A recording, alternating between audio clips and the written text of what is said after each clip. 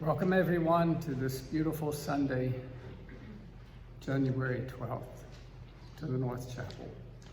My name is Richard Waddell and I'm the service coordinator for today's service. There are a lot of things happening at the North Chapel, and I've been asked to make several specific announcements. On Sunday the 19th, at 1 o'clock in the afternoon here, there's going to be a program titled Interfaith and Community Songs and Prayers for Peace for Ukraine. So we would appreciate as many people as possible to be here for that. Also, there will be coffee hour after the service, and you are reminded to wash your own cups.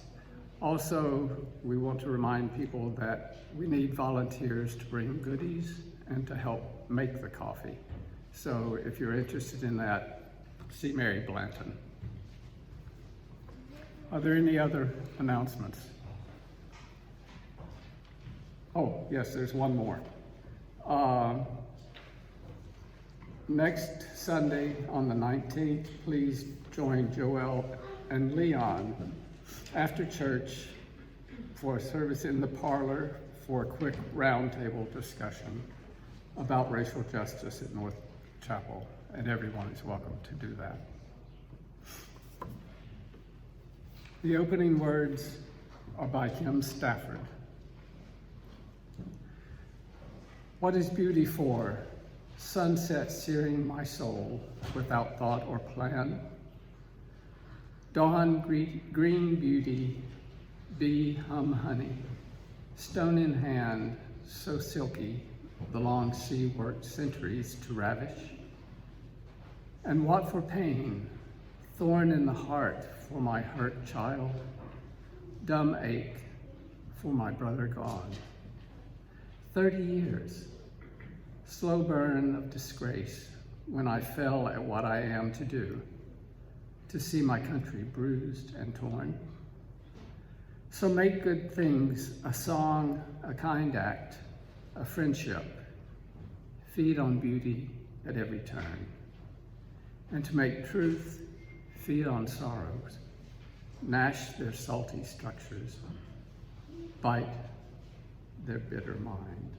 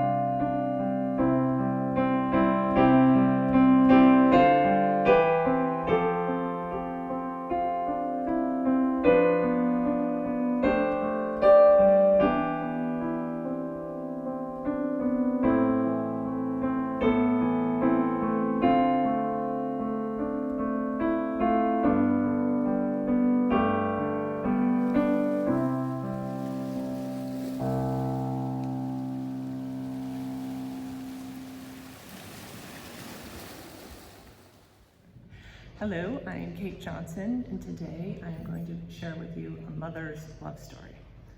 A mother's love story. Motherhood isn't a typical love story. Motherhood is a raw, unedited version with all the outtakes, which makes it the most beautiful story of all. My story began 12:17 p.m. on a cold, rainy February day back in Portland, Oregon, when my daughter Isla Bay came earthside. She is in essence our rainbow baby, a true natural miracle after years of not knowing if motherhood would be a role I'd have the privilege of receiving. The painful journey that was endured leading up to her conception led me to hold my breath my entire pregnancy. I just simply could not find it within me to let love fully bloom the moment those 2 little pink lines appeared on the pregnancy test. Instead, I kept that love firmly planted in the ground just in case. This is something I still regret but have mostly forgiven myself for. But the moment she let out that first cry, I cracked wide open. There's something so primal and so inconceivably profound that changes in you. 7 years in, and with another child in tow, I'm still trying to navigate the ever-changing dynamics of a mother's love. A mother's love is like nothing else in this world. It's strong and gentle, loud and quiet, unrelenting and yielding, protecting and releasing, demanding and unassuming. It's one thing in one moment and another in the next. It consumes you, scares you, but also comforts you and offers you grace, new perspectives, and a higher threshold of patience. It's even palpable with each kiss to those soft pink cheeks and with each intoxicating inhale of that sweet spot on the top of their heads that you've been high on since birth. It's the silent language that speaks in volumes, and it changes with a child's needs, but always there, unwavering. Not only do I love my children with every fiber of my being, but I need them. I need them to continue to teach me how to be a better mother, to teach me how to show love without wondering what those around me are thinking, to teach me to find joy and excitement in the dreary ordinary of every day, for the moments that don't seem like anything, but are everything. To let go of the mess and the chaos and find adventures in our living room, to be curious and inventive, to immerse myself alongside them deep within their imaginations, even though it can often be too exhausting. Because for every first, there is a last, and because I know someday I will miss those chapters of our story so profoundly. When their outpouring of love and affection runs quieter as they age, and you've realized you've graduated from mommy to mom, I will endlessly crave their need to be held and loved in all their sloppy kisses and I love you mommies, just as much as I already miss their dimpled hands wrapped around my fingers and the way we would lock eyes while they breastfed, saying so much without saying a thing at all. The thing about this perfectly imperfect love story is that you want it to speed up and slow down in the same day. You want them to be grown up and babies at the same time. You miss the moments as you're living them. The things that make you insane are the things you know you'll miss the most. You want to break, but miss them on the break. You want to cry because you're so broken, but you also want to happy cry because you've never felt so whole. You lose yourself and find yourselves almost every day. You have no idea what you're doing, but you know you're doing exactly what you're supposed to be doing. It's just the way our love story is meant to go. There's so much beauty waiting in these coming pages, but with each new chapter that goes by, you're also dealt with hard things that test the endurance of your love over and over. Before you know it, the pain from sleepless nights, teething and growth spurts turn into pain from friends and classmates. And one day, mean messages on their phones, a breakup, maybe a rumor or gossip. Their ignorance will fade, and they will see the darkness as strongly as they see the light. It's hard, really hard. But what allows us to persevere through it all? That primal love, of course, because it is mighty and forgiving and unmoving. Sometimes when it feels like too much, and there are those nights I lay awake waiting for sleep to finally take over, wondering if I'm still cut out to deserve the honor and privilege of being their mother, I know they are making me a better person with each passing day, and my only prayer is that I'm doing the same for them. Beyond anything else I have going on in my life, my kids have taught me that love, at its core, is the most magical and pure thing we can all ever experience. I am grateful for this, for Isla and Elliot, for my husbands whose love for us is a force all on its own, for our love story as it stands today, and for the gift of time so that we can relish in the delicious ambiguity of what is yet to be written.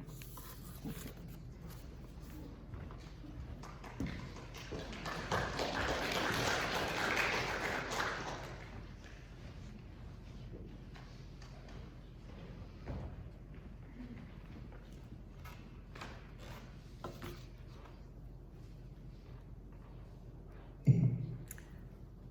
I was a mezzo-soprano freshman. He was a tenor senior. We didn't pay much attention to each other the few first months of being in school together, but in May our choir went on tour in Detroit in the churches there for a week. And the first night he asked me out for tea. He asked me out for tea. And the next day we went to what is now called the Henry Ford Museum of American Innovation. And he bought me 2 charms for my charm bracelet. Who remembers charm bracelets? Yeah, they were so cool. One was a Model T with wheels that went around, and the other was a nail fashioned into a ring. This is like, what? After one date? So a few weeks back at campus, and then he went home to Connecticut, and I to Northern Illinois. We didn't call each other that summer, maybe once or twice, because phone calls were 26 cents a minute. And I remember, and you youngins, that translates to $2.17 a minute now. So very few phone calls. So we wrote letters, 2 a week. And 3 days before we were to go back to our respective colleges, he to the University of Illinois to get his master's in music education, and me to Northern Illinois University, which was closer than the 6 hours from McMurray where we met. He took me to Chicago to a restaurant called Armando's. And I remember it clearly because the waiters were all men and they were in tuxes. And I don't remember the food, but their stars appeared in my eyes. This guy knows how to court a lady, right? So during the school year, he would hitchhike every other weekend to come see me. And occasionally I would find a girl who had a car and was going to Champaign-Urbana to visit her boyfriend. The next summer we were again apart, except for 10 days when I was invited to his home. His mom was a high school English teacher, which was my aspiration, so we really hit it off. The family had a boat, and his father drove us all to a lobster shack and to the beach, where this Midwestern girl got to put her body to play in the Atlantic Ocean. So I just love that. The summer before my senior year, we took our vows, and those vows are still working 55 years later. This is something that I wrote for Bob a few years ago. Will you be my Valentine? Will you touch me tenderly? Will you compliment my dancing, my cooking? Will you take me dancing? Will you take my arm when it's slippery? Will you buy me a box of chocolates the day after Valentine's Day so they're half price? And then hide the box and give me one a day so I don't eat the whole box in 2 days? Will you prepare dinner for me when I finish teaching piano? Will you hold hands with me everywhere we go? Will you tell me I'm your hottie? Will you make me laugh? Will you constantly feed the wood stove and clean out the ashes to keep me warm in the winter? Will you forget to mail the letter I gave you, leaving it on the counter? Will you care about my health? Will you listen to me? Will you keep listening? Will you listen to the football games with the sound off so I don't have to listen to the game I hate? Will you drive me crazy sometimes? Will you forgive me when I drive you crazy? Will you talk with me about the books we're reading? Will you hug me every single day? Will you vacuum? Will you go for walks with me? After going to a movie with me, will you engage me in conversation about what we learned, liked, or didn't like, how the director must have decided to do each scene? Will you encourage me in everything I try? Will you ask me to play the piano? Will you share my joy in our children and our grands? Will you stay with me until the day I die? Will you be my Valentine?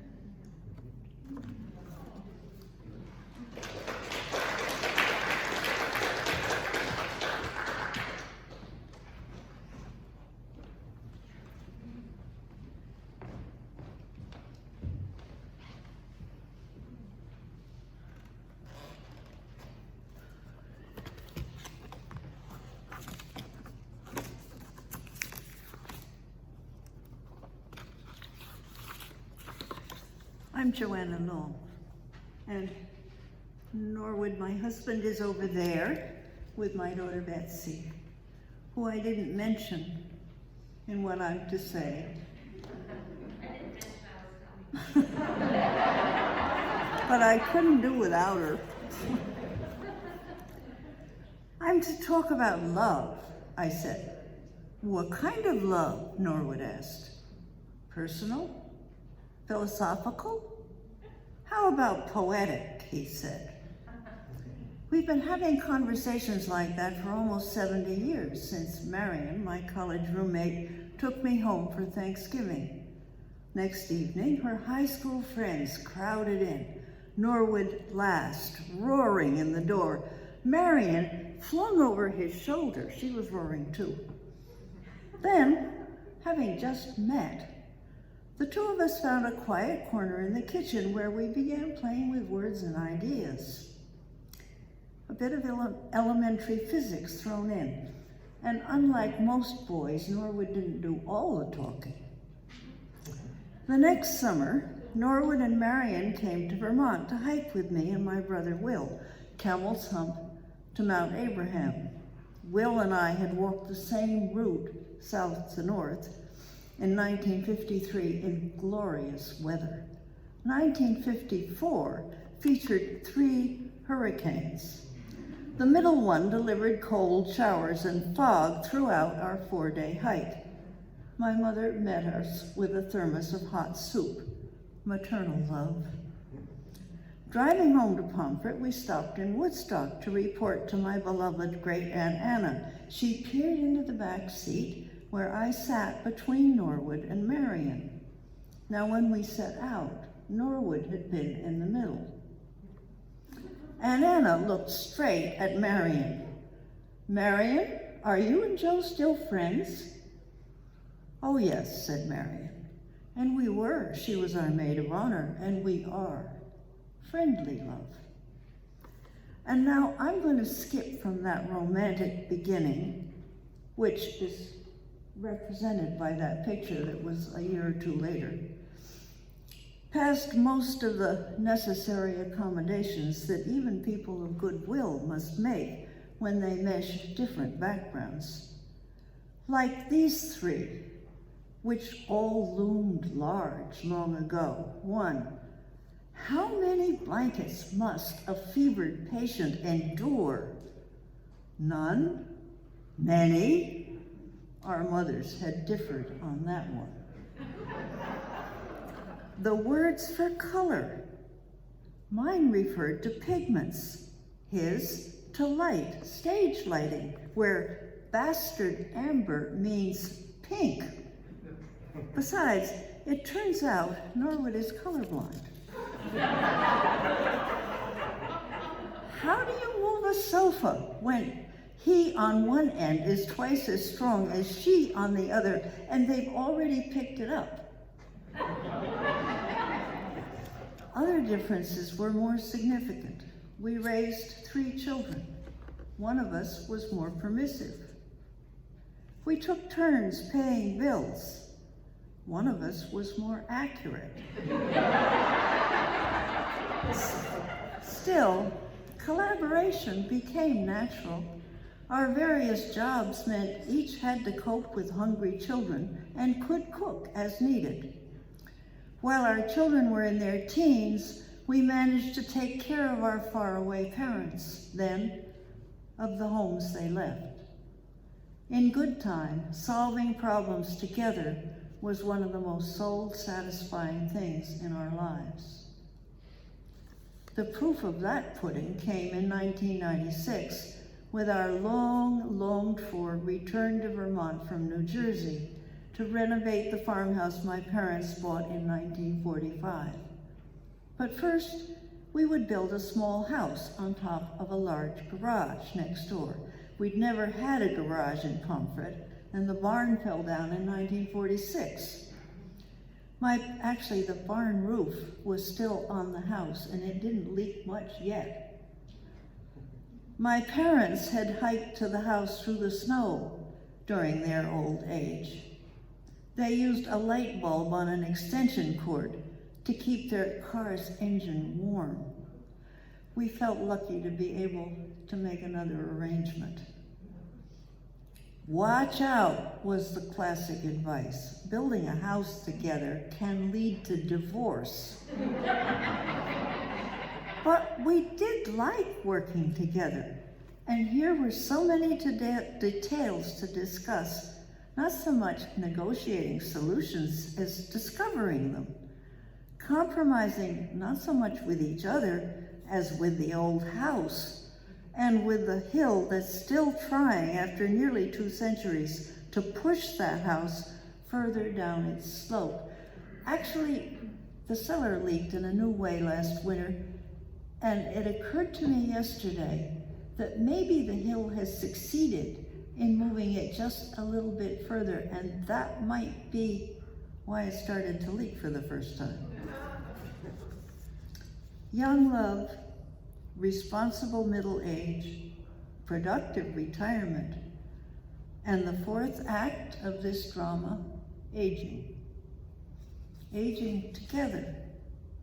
That takes not just love, but empathy, accepting change, gratitude for what's been and what is, patience. The more relentless the inevitable problems, diminishing capabilities, failing memory, difficulty learning new skills, oh, computers. And no, we don't text. It doesn't work at our house anyway. Diminishing capacities of body and mind. The more essential, the love. We've never quite walked together. Norwood used to stride ahead on a trail. Once he even had my raincoat in his pack and it started raining and he went right on striding ahead. Now, craving exercise, I am the one who walks faster and I circle back. But we've always written collaboratively, each, often, the other's first best editor. We even did that professionally. We've sung. I found the notes, but his was the voice. We've lived in 9 places, stacked at least 60 cords of wood, hosted innumerable gatherings, appeared together on stage, hand-printed Christmas cards. Despite and because of all that, we still love each other. Happy Valentine's Day, dear heart. Thanks for making poetry of this long life poetic. You're the one who came up with the best word.